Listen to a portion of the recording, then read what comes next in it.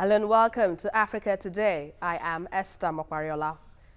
In a continent of strong men and weak institutions, the last few decades have seen the advent of made-in-Africa politics, largely run by doctorate-right sit-tight rulers and President Emeritus.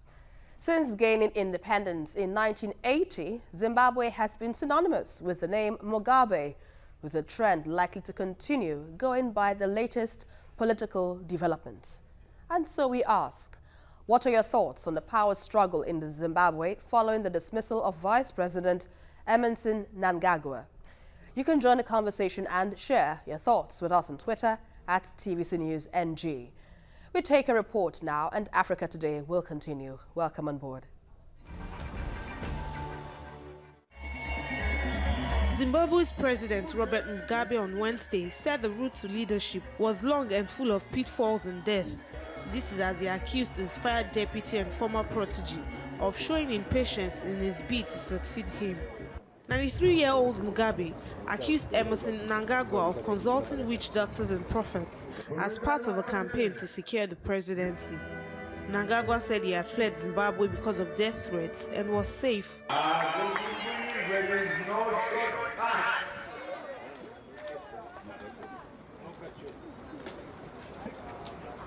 To be the leader of the people. Just as there was no shortcut to our independence, we had to walk the long walk. The head of the influential War Veterans Association, Chris Musangwa, said Mnangagwa, who was sacked on Monday, will travel to Johannesburg in neighboring South Africa very soon. The best thing we have is that the Vice President is safe. He is in a place where those who would have been assassins to the Vice President can no longer reach to him. And he probably will be traveling very soon to Joburg. Mugabe said Mnangagwa, nicknamed Crocodile, had made the same mistake as Joyce Mujuru, who was president's deputy for 10 years until she was fired in 2014. Welcome back. President Robert Mugabe gave perhaps the clearest indication that he was preparing for his wife, Grace Mugabe, to succeed him. The 93-year-old leader fired his deputy Emmerson Mnangagwa, accusing him of disloyalty, deceitfulness, and even patronizing witch doctors. Well, joining me in the studio on Africa Today, I have Cyril Abaku, a journalist and researcher. And on Skype, I have Abayomi Azikiwe, Pan-African editor, Pan-African Wires from Detroit, United States of America. Good to have you, gentlemen, on the program. Well, let me begin with you now, Cyril. Emmerson Mnangagwa, according to reports, was dismissed for showing traits of disloyalty. One would ask, is this another political game? Even though we know where the handwriting on the wall is saying, or what the handwriting on the wall is saying, what kind of game is really going on in Zimbabwean politics? Well, very obviously, if we are able to read the handwriting on the wall, as it is biblically said, it is to clearly understand where Mugabe is going. I think Mugabe, as one report put it, is fighting very hard to secure a legacy. And that is, again, whatever that legacy is, or however he wants to define it. So, in effect, Mnangagwa, if you can look at the trajectory and see that somehow the infighting had been on for some time. You remember when Mnangagwa was poisoned, and the claim was that Grace, was behind it. The poisoning. Yes, was behind the poisoning. And now, Robert Mugabe has come out to openly fire him. At 93, if you look at the state of the party, you look at how things are. I mean, even within the government, taking Mnangagwa out of that position makes it clear for Grace to rise. So that is the game. It's a game of succession, but there are several vagaries, that are involved. The ZANU PF, I think, since it was formed in 1963, has not had this sort of turbulence. I remember that in 79 or 78, thereabout. Mugabe was not even in poll to become the leader of the party and even of government. Joshua Nkomo was the person. But Mugabe, being the guerrilla fighter he was able to politic and upstage Joshua Nkomo in the first place. And then somebody like Emerson Mnangagwa has been one, I mean, he recruited him in Mozambique in the 80s, I think. Mnangagwa has been, like they call him the crocodile, he has been Robert Mugabe's hand and leg. He has been the one who has been overseeing certain very key. So when Joyce Mujuru was ousted, the next person he could think of that he could trust so much was Emerson Mnangagwa. But I think where they have a problem now is if Mnangagwa is going to join the opposition, where you have the likes of Joshua Nkomo, Coltart, and the others who have at one time or the other been involved with Mugabe. Even the opposition is saying that somebody like Mnangagwa is not exactly that, you know, they feel he's in part of the system for too long for him to pass for an opposition. And then you look at the camp of the Changaras and co, they are more confused. So apparently there is a breaking of ranks in the ZANU-PF, but they do not even, but the opposition does not even have momentum to latch onto that. So the political process is just in a limbo now. Wow. Well, but let me quickly bring in you, Abayomi. Let me hear your thoughts on this now. Let me ask you this: what next should be Mnangagwa's move? It's not clear. What should be Mnangagwa's move? Well, it's not clear at this point. All there right. were reports in the state media today that he attempted to cross the border into Mozambique. There's been another report that he's in the Republic of South Africa. But what is going on is that it's been reported for some time that the two major factions inside ZANU-PF have not been able to resolve their differences. The faction around Emerson Mnangagwa is labeled as the La Costa faction. And then there's the so-called G40 faction, which is surrounding Grace Mugabe, the First Lady. It's been reported for some time that there were serious differences between these two factions. Now, this comes in the aftermath, some 3 years later, of the purging of Joyce Mujuru, who was a former vice president, and her late husband had represented a major faction inside the party and liberation movement as well, General Solomon Mujuru. And with the expulsion of Joyce Mujuru in 2014 and the purging of many of her supporters, this, of course, clears the way for a continued factional dispute within ZANU-PF. Now, what triggered this purportedly was last Saturday when Grace Mugabe was speaking at a huge youth interface rally in Matabeleland, the city of Bulawayo, when she was booed by some members of the ZANU-PF Youth League. The vice president, former vice president, was accused of being behind this effort to embarrass the First Lady. So this is the basis for his termination, and it appears to be another purge underway. The ZANU-PF Youth League, as well as the ZANU-PF Women's League, which Grace Mugabe heads, has already issued statements saying that they unconditionally stand behind the First Lady and the President, and they are calling for a special Central Committee election prior to the National People's Conference, the annual meeting of ZANU-PF in December. So we have to keep a close eye on this upcoming Central Committee election, and also the definite moves against people who are considered supporters of the ousted vice president. All right, but what do you make of this rigmarole now in Zimbabwean politics, saying that, you know, this sack of Mnangagwa is similar to the sack of Joyce Mujuru, you know, over threats to overtake Mugabe as president, and well, his own claim, the claim for dismissing Mnangagwa was, you know, disloyalty, traits of disloyalty. Where did Zimbabwe get to this point? How did it get to this point where politics is more like, you know, wielding the big stick here? Well, in most political parties, anywhere, not only in Africa but in the world, you have factions in these parties. They have different views on the country, different views on politics, the economy, And of course, you have power struggles that take place.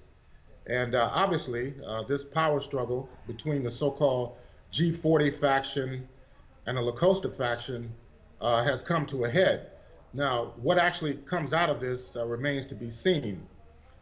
3 years ago, some people had speculated that it would damage Mugabe's standing with the removal of Joyce Maduro. It has not. Apparently, it has not damaged his standing at all among Zimbabweans. And we'll have to see exactly what impact the termination of the former Vice President Emerson Mnangagwa will have on the politics in Zimbabwe. They are preparing for national elections next year in 2018. And the party has already said that Mugabe was going to be their candidate for next year. If you look at the state of the opposition in Zimbabwe, it's extremely fractured. It has very limited support. The main opposition figure who is there is extremely ill himself, Morgan Tsvangirai. He's in and out of the hospital in the Republic of South Africa. It's speculated he may have cancer. So where's the real opposition to ZANU-PF? It's really not coordinated or well organized at this point. Now that could change with the ousted vice president now being out of the party, but what will he do is the question politically. All right, let me hold your thoughts for now. We need to go on a very quick break. You're watching Africa Today, and we have been looking at the power struggle in Zimbabwe following the dismissal of Vice President Emerson Mnangagwa. We have to go now on a break. We'll be back with more. Stay with us. Welcome back. Until recently, Mnangagwa was tipped as Mugabe's likely successor, partly because of his support within the country's powerful security establishment and among veterans of Zimbabwe's 1970 guerrilla war. The former vice president is also the preferred candidate of much of the international community, where he is seen as the most likely to guarantee a stable transition and implement economic reforms.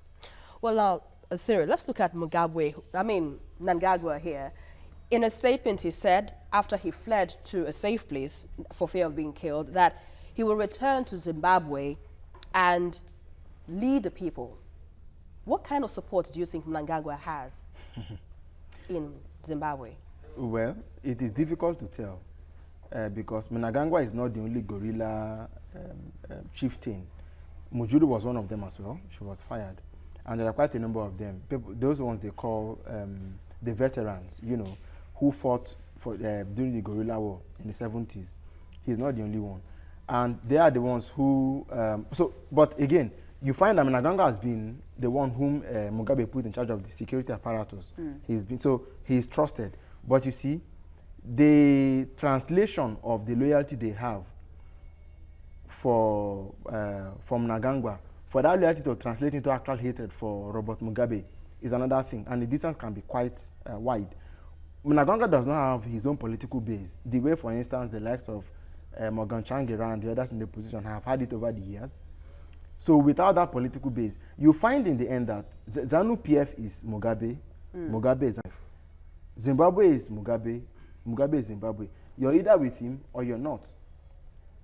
So the fact is, he is coming back to lead them. I wish that the Movement for Democratic Change, the MDC, led by Tsvangirai, had been more liberal to say, we need as much numbers as we can get, including those who have been as close as they have, as might have been to Mugabe, to be able to give us proper intelligence and proper understanding of how we can defeat him. If they had opened their ranks that much, then they would have been able to create momentum. But even the NDC itself has its own issues, and they are not willing to admit new people. They are saying that, look, somebody like Mnangagwa, you are more of a Mugabe person than you can ever be of something else. So it is difficult to tell. Winning an election, if that is the road Mnangagwa wants to follow, winning an election does not come by giving speeches alone. I mean, you're going to have to spend money, you're going to have to be able to convince the fact that people are looking up to Mnangagwa to succeed Mugabe was because he might be given the ZANU-PF platform or structure to do what to make that happen. But for him alone to begin to build from the grassroots, he is not quite a young person as well. So I think what they should be looking for is the Generation Under 40 movement, if it's an idea that strikes younger Zimbabweans, they need to look for fresh leadership. Perhaps not Grace herself, but they need to get that idea up, make it a national issue, and raise a young leader who will have the energy and who will be given the space to campaign and who should be able to get as much support as he can get. But for me, looking at Emerson Mnangagwa, I think he very well belongs to the old stock. Old stock, yes, you mean? So there isn't any possibility here for him, to upstage the ZANU-PF? I don't see the emergence of Mnangagwa as symbolizing anything new for Zimbabwe. Really? Except that perhaps you look at the fact that in a post-Mugabe era, they will need some measure of stability. Okay. And Mnangagwa, having been part of the old, the old brigade, he will understand, some of the policies and some of the structures that are already in place, because he's been part and parcel of the process to get things going. Stability is important. Without stability and security, the state, is at great risk. Yeah, but if he takes stability away from the table, I don't see what Mnangagwa particularly brings to the table. I mean, I don't see what special, what peculiar blessing is going to be to the Zimbabwean people. It's a pity, but that's the truth. All right, Abayomi, let me quickly ask you this. How do you think this split now in the ZANU-PF will affect their chances in the 2018 elections? Well, if the elections were held today or next week, Mugabe would win, in my opinion. Really? As I mentioned before, the opposition is extremely fragmented and politically weak. What is their political program? Their only political program seems to be against Robert Mugabe as a continuing head of state. They're going to need more than that. And I think that if the elections were held in the coming weeks, ZANU-PF would win. Now, in politics, a few months can be a very long time. We'll have to see how this whole purge and fracturing related to the leadership of ZANU-PF plays itself out. The upcoming elections for the Central Committee will be key. The impact of the National People's Conference that's coming up in December will also be important to observe. And Mugabe, even though he's 93 years old, he still commands charisma. He went to the United Nations in September and delivered a speech that still impresses a lot of people, right, who support him in the international community. So, as you mentioned, Emerson Mnangagwa is 75 years old, and he's really not a charismatic leader at all. So we'll have to see. All right, and let me quickly come in here.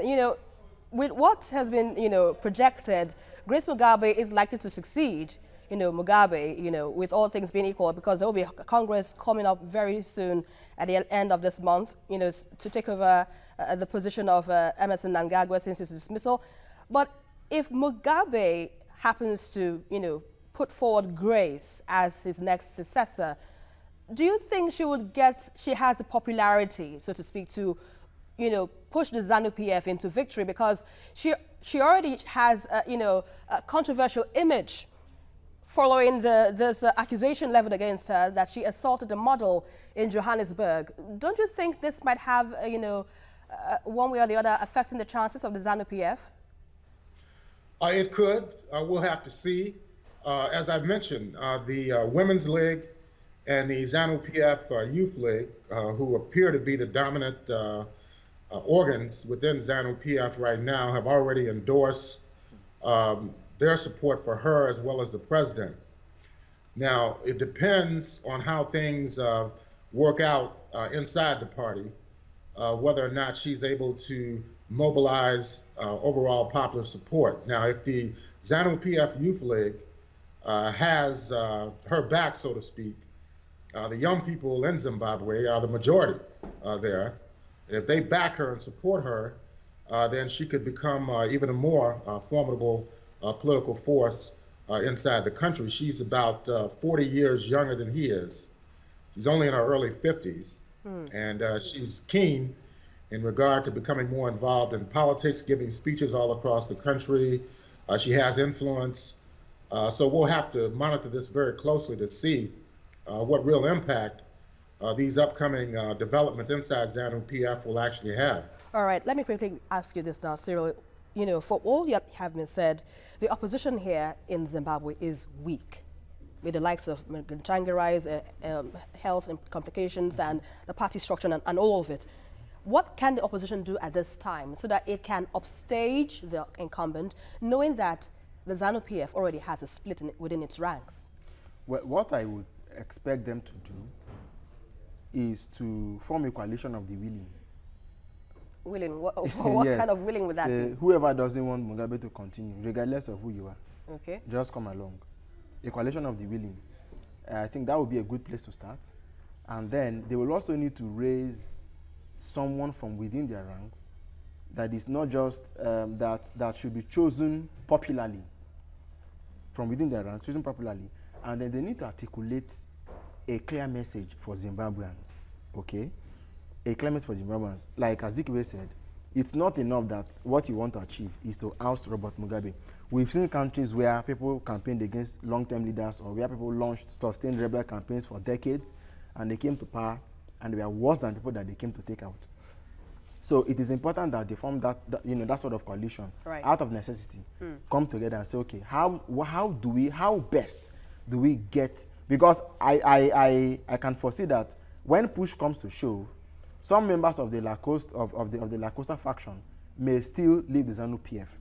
All well and good. So they need, and then so as many as they can get out of the ZANU-PF and out of Mugabe's government, the more they can get, the merrier for them. Get them together and then see how they can use that as a launch pad. But without that, if they continue with this grandstanding of personalities, you shouldn't join us. You've been with Mugabe for for too long a time. Yeah, they're going to have issues. And like as I said earlier, Zimbabwe is Mugabe, Mugabe is Zimbabwe. What they are attempting to do on the other side is to see how they can cast Grace into Mugabe's light. Even at the venue where she gave a speech and 4 persons were arrested for Jerina, her husband was also there. They've been doing what they sometimes call, I think, identity or something like that. You know, wherever you find him, you also find her. So they are successfully casting her in his image. And the lady has not been acting like the traditional African woman. She's also been showing some level of strength, some level of courage, some level of even aggression. So in a nutshell? So in a nutshell, I think it is important for the opposition to come together and say they're forming a coalition of the willing. Whoever can join them should join them. And then they find a way to get some more converts from the Mugabe camp and see what they can get from there. All right, Abayomi, let's take it home now. What is your speculation for the future of Zimbabwean politics? I think that it depends on what happens over the next several months. If this new configuration is able to consolidate through the Central Committee and the National People's Conference, they could move ahead and dominate the national elections for Parliament and the presidency next year. Between 2008 and 2013, after the disputed elections in 2008, there was a coalition government formed between ZANU-PF and MDC, and the MDC, the smaller MDC faction, and they outmaneuvered MDC because they lost a lot of support during that 5-year period. In 2013, ZANU-PF won overwhelmingly in an internationally supervised election. So we'll have to see what happens over the next few months. All right. And if Mugabe is able to consolidate this new arrangement in the party, he has a good chance of winning the elections next year. All right, let's leave it at that and see what happens in the next coming months or so. I'd like to thank you very much, Abayomi Azikiwe, editor, Pan-African News Wire from United States, Detroit. We appreciate your analysis. And of course, Cyril Abaku, journalist, researcher with us on TVC News. Thanks a lot. My pleasure. For your set on the program. Thank you. Well, Zimbabwe finds itself in a familiar territory where the thought of a Robert Mugabe dynasty continues to spark grave concerns, both at home and abroad. The country's long-time ruler would go into 2018 seeking for another 5-year term, leaving enough time to tell if it will eventually turn out to be the rise of Mugabe's grace or the fall of Mugabe from grace. And that is our package for today. But don't forget to join the conversation as usual on Twitter at TVC News NG, and follow me for updates around Africa at Esther TVC News. Until the next one, I am Esther Mokwariola, and always remember, change starts with you.